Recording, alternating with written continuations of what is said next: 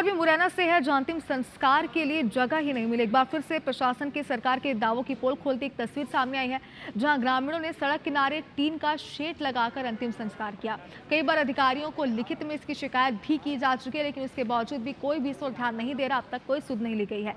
Ward क्रमांक 44 के छौंदा गाँव का ये मामला, लेकिन देखिए पहली बार ऐसा नहीं है जब इस तरीके की समस्याएं वहाँ के रहवासियों को, ग्रामीणों को आई है, बल्कि पहले भी आपने कई तस्वीरें देखी। और जाहिर सी बात है कि अगर इस तरीके से बारिश के हालात यहाँ पर बने हुए हैं, तब तो और भी ज़्यादा दिक्कतें ग्रामीणों को होती है।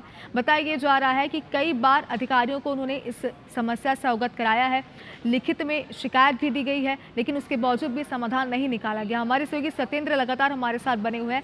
सत्येंद्र, एक बार फिर से बिल्कुल ऐसी ही तस्वीर, जरा बताइए अधिकारी इस पर क्यों ध्यान नहीं दे रहे हैं? क्या कोई जवाब उनकी तरफ से आया अब तक?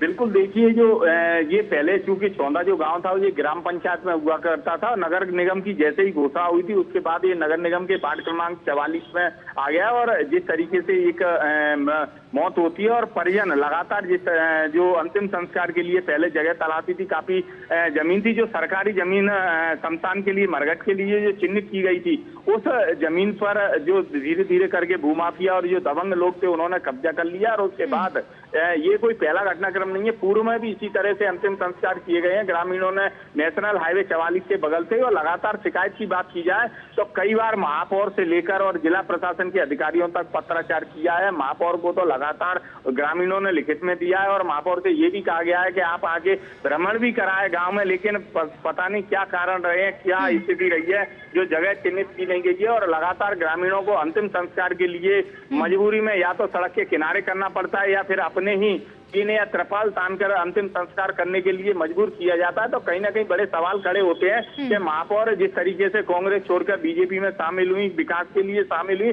उसके बाद अगर अपने वार्डों में और अपने जो नगर निगम क्षेत्र के जो लोगों को शमशान घाट भी मुहिम नहीं करा पा रही है, उनके लिए नहीं बनवा पा रही है, ये कई सवाल खड़े करने वाली बात है कि आखिर क्या विकास की यही गंगा है? विकास की जो मंचों से बात देखिए आपने भी जैसा कि कहा कि किसी प्रकार से प्रशासन की ओर से कोई पहल नहीं की जा रही, लेकिन देखिए IBC 24 ने इस खबर को प्रमुखता से दिखाया। उम्मीद यही करते हैं कि इस खबर को दिखाया जाने के बाद प्रशासन जरूर इस समस्या का समाधान निकालेगा। बहुत शुक्रिया पूरी जानकारी।